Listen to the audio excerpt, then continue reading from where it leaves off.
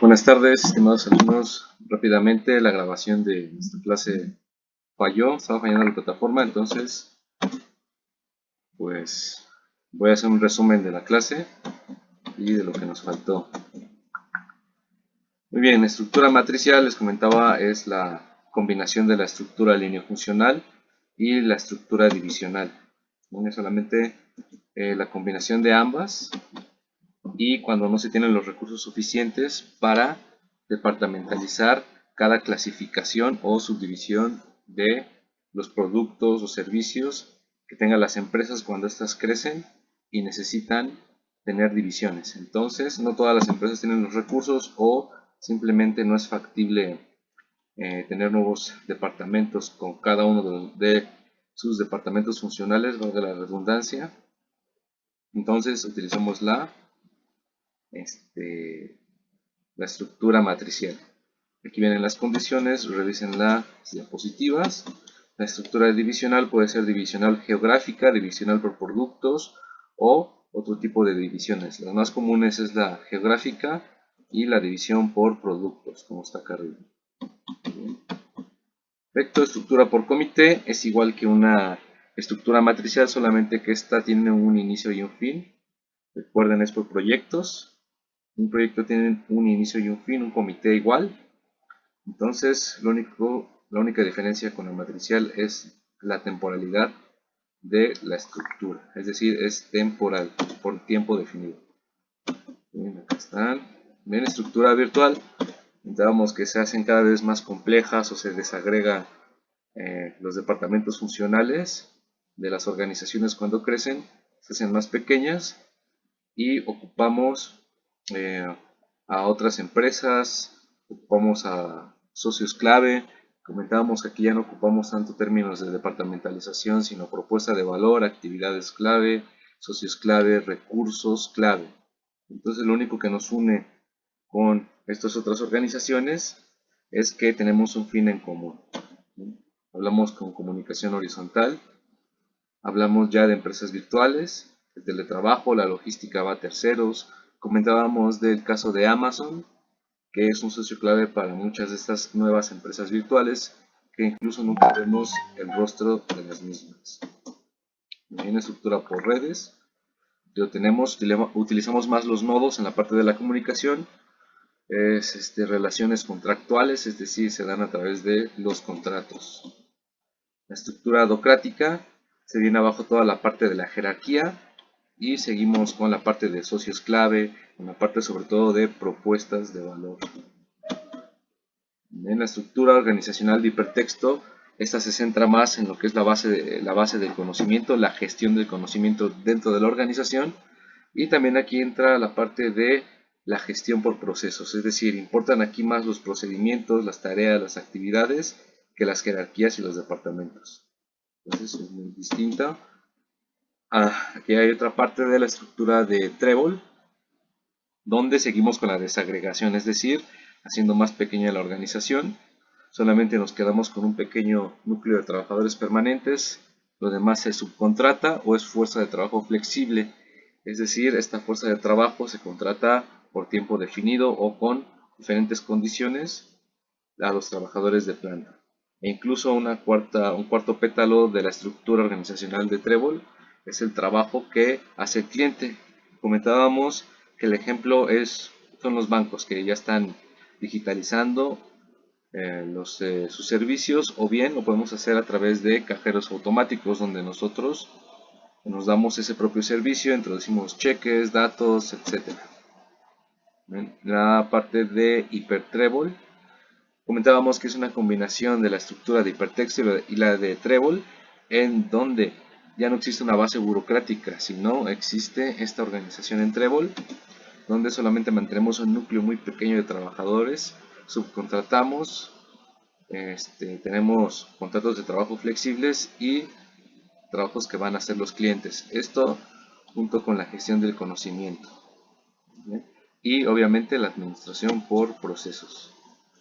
Entonces revísenla, aquí que quedamos en esta lámina, que es la parte de la administración por procesos. Esto ya no es un organigrama, sino es más bien un diagrama de procesos, procedimientos, proyectos, tareas. Entonces ya es muy distinto. Aquí ya no estamos ocupando departamentos, jerarquización ni cadenas de mando. Aquí nos centramos en el proceso, quién es el dueño del proceso, los equipos y quién dirige ese equipo. Esto en la unidad 3, parte de la formalización de la organización. Aquí les comentaba que las estructuras o las organizaciones más flexibles, modernas, orgánicas, se centran en los procesos y procedimientos más que en las personas, departamentos y jerarquías.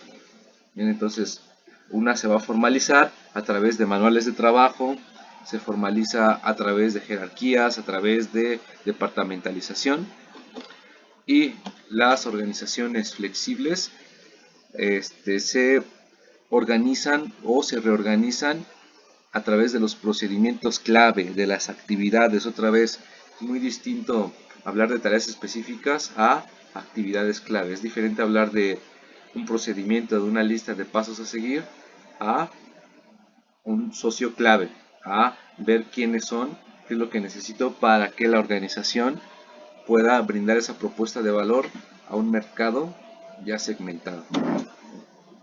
Veamos las ventajas y desventajas del organigrama, entre ellas que no podemos o no se pueden representar o no se muestran las dimensiones de la organización en sí.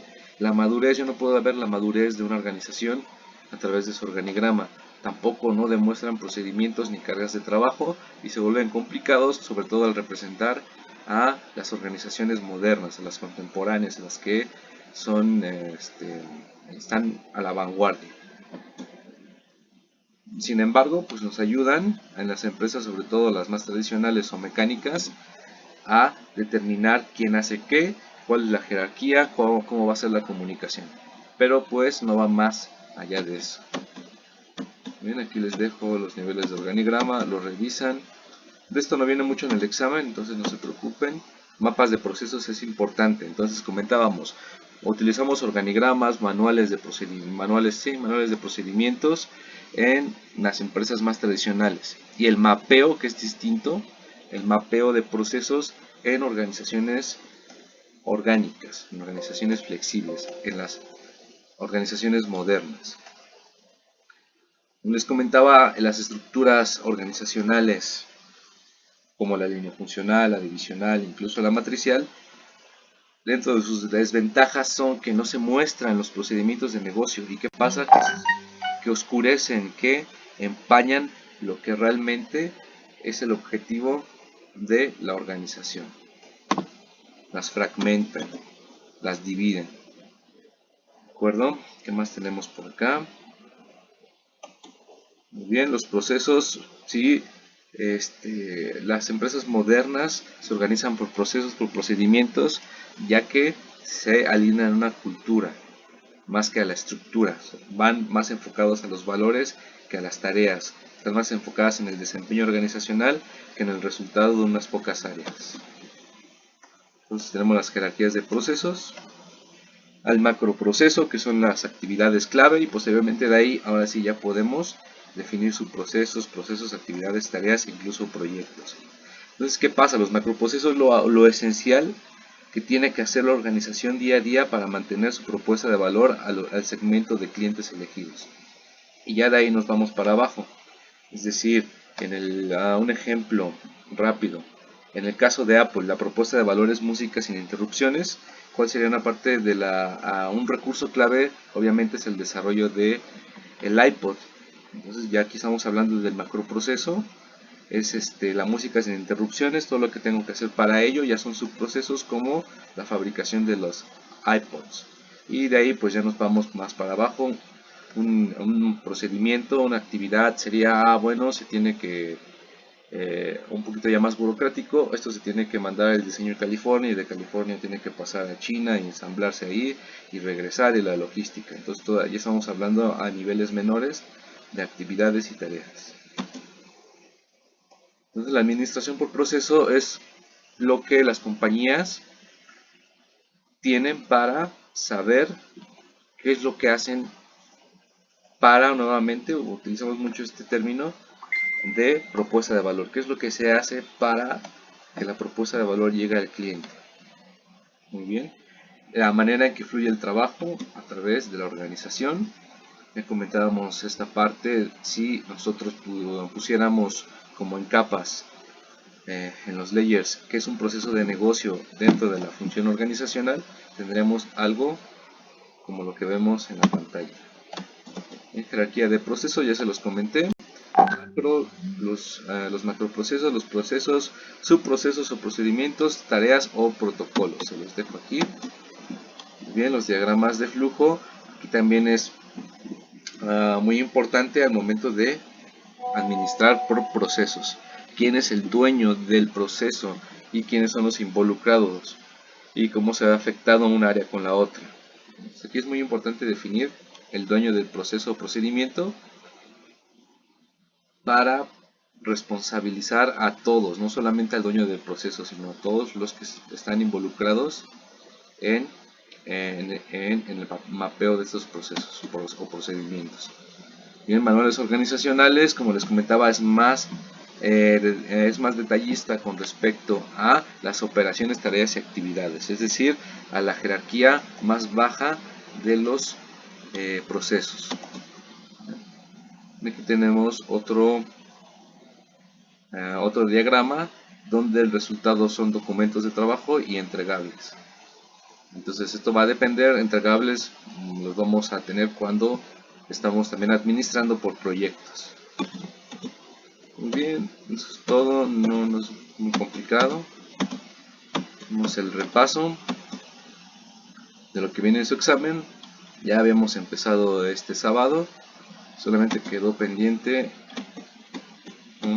esta parte. Muy bien, el empowerment, ¿por qué viene dentro de su examen?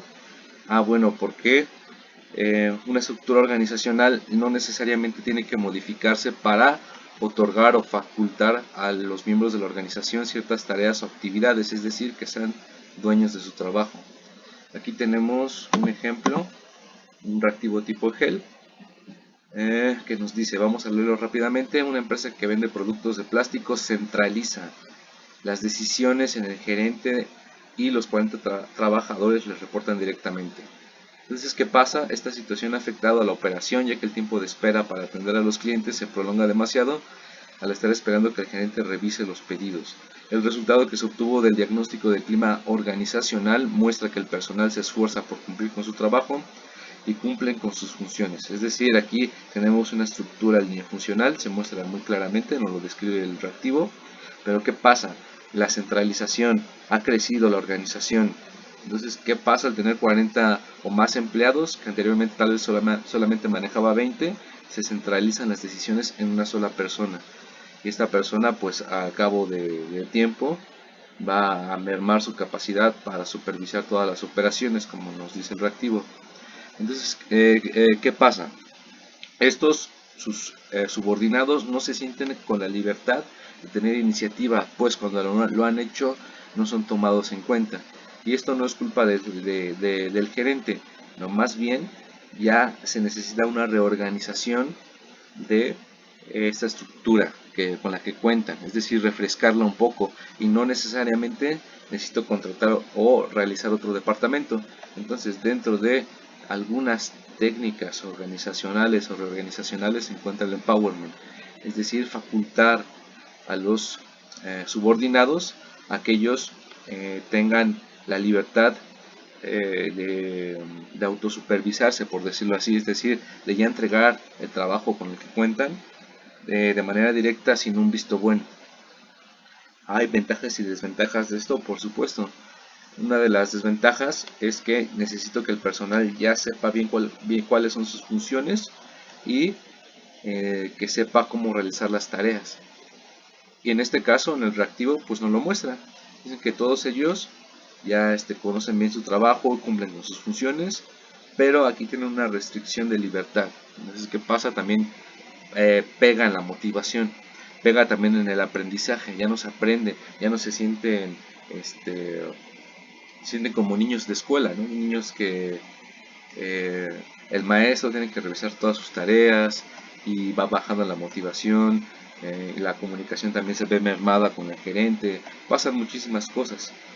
Entonces aquí el reactivo es clara en esta parte. Vamos a ver cuáles son los otros incisos de posibles respuestas. ¿Qué pasa? Capacitación. Capacitación no es viable, ya que el mismo reactivo nos dice que cumple con sus funciones. Además, la pregunta dice, ¿qué técnica de cambio contribuirá al mejoramiento del clima organizacional considerando el costo-beneficio? El empowerment es una herramienta de costo cero, es decir, no necesitamos invertir para poder aplicarla. Sin embargo, en la capacitación es así, se necesita de inversión, de tiempo y de recursos humanos. Evaluación del desempeño, pues realmente aquí no tiene nada que ver, ya que no va dirigido a la problemática que se explica en el reactivo. Y el mentoring, ¿qué es? El mentoring es generalmente se utiliza cuando existen problemas con las funciones de los empleados, es decir, no las están realizando de manera adecuada o bien falta ahí una parte de motivación. Podría ser, pero aquí no es el caso. Recuerden, también es considerando el costo-beneficio. El mentoring también cuesta muchísimo más que la capacitación. El mentoring es ponerte a alguien al lado personalizado como un tipo entrenador para que te vaya dirigiendo en tu trabajo. Entonces es una herramienta demasiado costosa que tal vez podría aplicar, pero aquí la pregunta es clara, considerando el costo-beneficio. El empowerment tenemos la ventaja que es una herramienta de costo cero. Pues por esto y por más argumentos que podemos dar, el empowerment sería la respuesta correcta. ¿Qué es el empowerment? Nuevamente es facultar al trabajador para que realice su trabajo de manera más libre, sin necesidad de una supervisión directa ni de vistos buenos en todo lo que realice los subordinados. ¿Bien? Pero eso sí, deben de ya conocer sus funciones y pues no haber tenido algún problema con el desempeño de sus funciones. Bien, aquí la argumentación según el reactivo tipo G, la guía, nos dice la opción correcta es la A porque esta técnica permite que el trabajador tome decisiones sobre su trabajo, permite relacionar los conocimientos con la motivación, es lo que les comentaba, para realizar sus funciones adecuadamente, además de que el jefe es quien le da ese poder de facultar y participar en el desarrollo de los trabajadores. Entonces esto también tiene mucho que ver con la motivación dentro de la organización, no solamente de funciones, no solamente de realizar las tareas, sino además, ¿qué pasa? Se mejora la motivación, la comunicación, yo también les comenté, se mejora la comunicación con el jefe y se resuelven problemáticas como la centralización de la toma de decisiones que no permite agilidad en el departamento o departamentos en los que se encuentre la problemática. El resto de las opciones se refieren a técnicas que no resuelven problemática, pues el jefe no participa en ese cambio. Bien, esto también es muy importante, el jefe tiene que participar de otra forma en el caso del mentoring. ¿Qué pasa? Aunque tenga mucha habilidad los subordinados, aún sigue aquí el cuello de botella o el nudo del jefe. Entonces es muy importante su participación para que se resuelva esta problemática sí o sí. De otra forma no se resolverá. Bien, dentro de su examen, ¿qué más tenemos? La organización, los dos conceptos de la organización como sinónimo de entidad, de institución o de empresa, y de organización como segunda fase del proceso administrativo. También tenemos dentro de el primer concepto como sinónimo de empresa, existen empresas formales e informales. Aquí les dejo el dato a que se refiere cada una de ellas. Obviamente viene el concepto de diseño organizacional. Y vamos a retomar un poco de teoría administrativa. Yo sé que algunos son de nuevo ingreso, pero aquí les dejo este dato muy importante para que lo tomen nota. Dice, de acuerdo con Henry Fayol, esta habilidad laboral surge en el obrero, empleado o directivo a través de la división del trabajo, ya que le permite desarrollar una destreza, habilidad o competencia definida. Esta es la teoría clásica de la administración, donde Fayol no está describiendo otra cosa más que la segunda fase o etapa del proceso administrativo, que es la organización. Entonces aquí ya tenemos el primer concepto de organización como sinónimo de empresa y como sinónimo o como la segunda etapa del proceso administrativo. ¿Dónde surgió? Pues en la teoría clásica de la administración surge el proceso administrativo. ¿Y quién es el mayor exponente de la teoría clásica? Henry Fayol. Solo es un dato para que en su examen lo tomen en cuenta. ¿Qué es la departamentalización?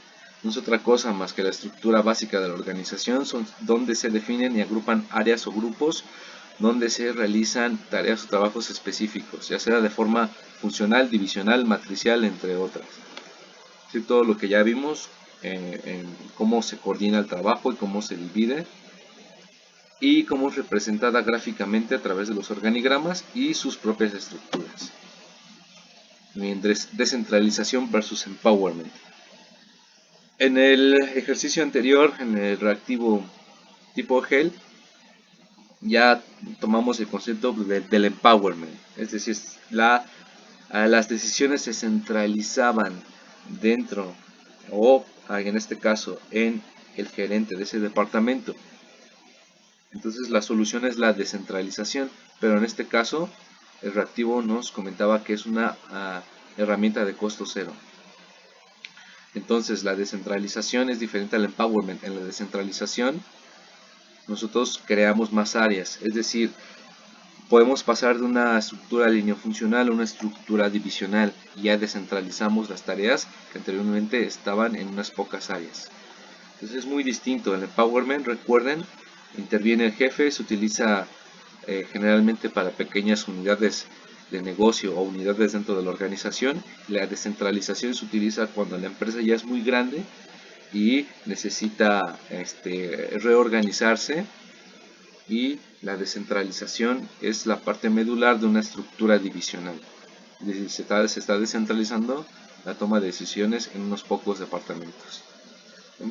Aquí la lámina nos dice: la diferencia fundamental radica en que la descentralización puede afectar a la estructura organizacional. Es decir, yo puedo crear más departamentos, o incluso si tiene mucha tarea el gerente, pues voy a contratar otro gerente, o 3 gerentes, 4 gerentes para los mismos 40 empleados o subordinados, y ahí estoy descentralizando, pero afectando a la estructura organizacional.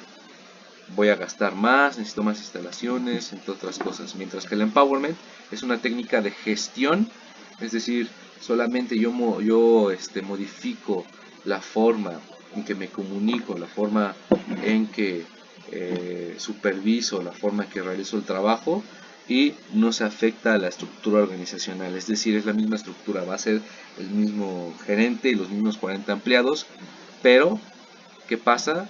Que se está descentralizando la toma de decisiones en el gerente y se las está brindando este poder, este facultamiento a los empleados. Listo, pues esto sería todo. Nos vemos.